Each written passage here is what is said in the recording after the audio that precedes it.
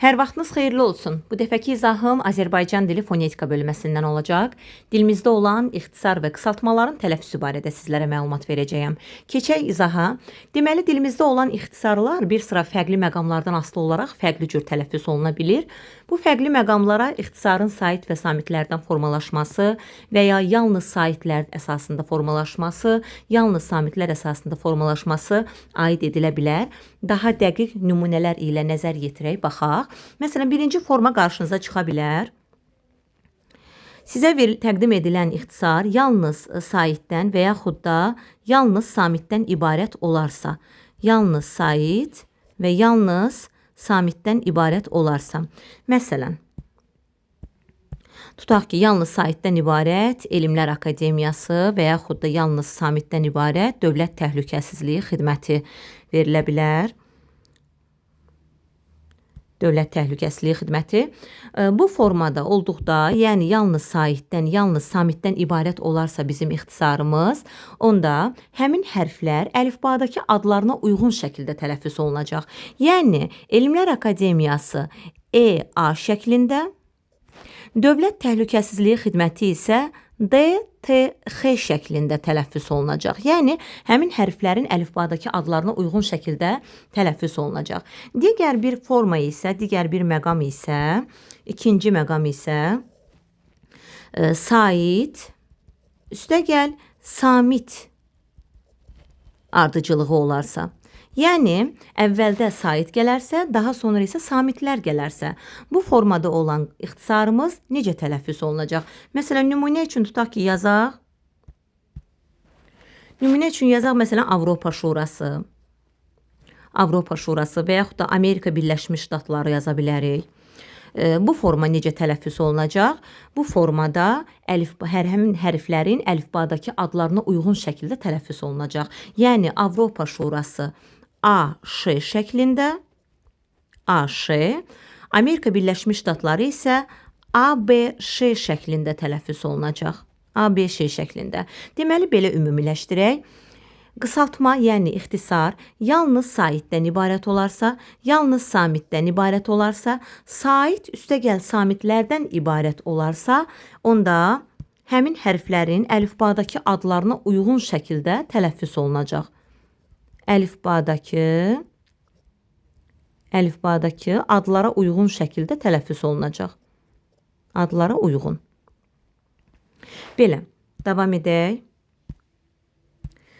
Üçüncü forma. Üçüncü forma isə ixtisarda saitdən əvvəl və sonra samitin işləndiyi formadır. Yəni, samit, üstəgəl sait, üstəgəl samit ardıcılığı olarsa. Məsələn, yap yazaq. Rəngi dəyişək. Məsələn, yap, Yeni Azərbaycan Partiyası. Bu formada isə samit, sait, samit ardıcılığı olarsa, həmin hissə yazı qaydasına uyğun şəkildə tələffüz olunacaq. Yəni, yazıldığı kimi tələffüz olunacaq. Yap yazılıb, elə yap da tələffüz olunacaq. Tələffüz olacaq yap şəklində. Bu forma, yəni samit, sait, samit ardıcılığı tək formada verildikdə də yazı qaydasına uyğun, yəni yazıldığı kimi tələffüz olunacaq. Yəni, belə deyək də, böyük ixtisarın sonunda gəldikdə də həmin hissə, yenə həmin hissə olduğu kimi tələffüz olunacaq. Yəni, məsələn, böyük bir qısaltma yazaq. XDG tip şəklində yazaq. Məsələn, Xəzər Dəniz Gəmiçiliyi Texniki İstehsalat Birliyi. Baxın, biz bu qaydanı deməli az öncə keçdik. XDG. Görürsünüz, burada ancaq samitlərdir. Ancaq samitlər olan hissə olduğu kimi tələffüz olunacaq. Yəni, əlifbadakı hərflərə uyğun şəkildə daha doğrusu. D, G. Bu hissə isə, görürsünüz, samit, sait və samit olan hissə isə yazıldığı kimi, yəni necə yazılıbsa həmin o formada da tələffüz olunacaq. Deməli, buranı da belə ümumiləşdirək. Samit, sait, samit gələrsə, onda yazıldığı kimi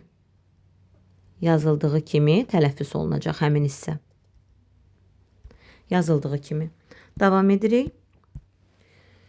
Digər bir hal, sual verilə bilər ki, müəllim, yalnız saytlərdən ibarət olarsa bildik, yalnız samitlərdən ibarət olarsa bunu da bildik.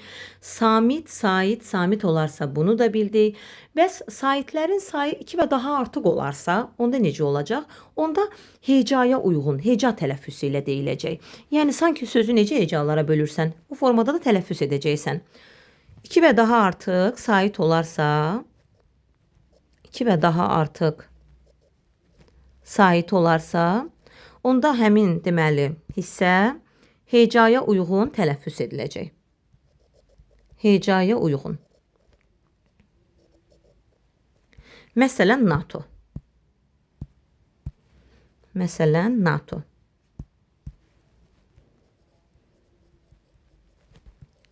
NATO şəklində. Və yaxud da ATƏT. ATƏT şəklində tələffüs olunacaq. Daha sonra ixtisarlarla bağlı daha bir məqamı deyim ki, ixtisarlarda bəzən səs uzanması prosesi də müşahidə oluna bilər. Bu nə zaman baş verir? Bu çox vaxt tərkibində LMNR sonor samitlər olan ixtisarlarda baş verir. Belə ki, bu samitlərdən öncə gələn hərfin adında sait səs uzun tələffüs olunur. Məsələn, nümunə üçün yazaq.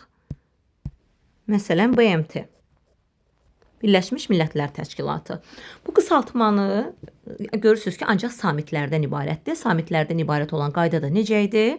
Əlifbadakı hərflərə uyğun. Biz bunu əlifbadakı hərflərə uyğun şəkildə tətbiq eləsə, B, M, T şəklində olacaq, düzdürmü? Bu formada olacaq. Burada da görürsünüz ki, 2 sait yanaşı gəlir. Fonetikada da belə bir qayda var. 2 sait yanaşı gələrsə saitlərdən biri düşür, digəri isə uzun tələffüz olunur. Sanki o qayda burada tətbiq olunur. Yəni, baxın, saitlərdən biri düşür, digəri isə uzun tələffüz olunacaq. Yəni, düzgün tələffüz forması bu formada olacaq. BMT şəklində. Yəni, M-dən öncə gələn B uzun tələffüz olunur. Yəni, B samitinin saiti uzun tələffüz olunur. Bu qədər.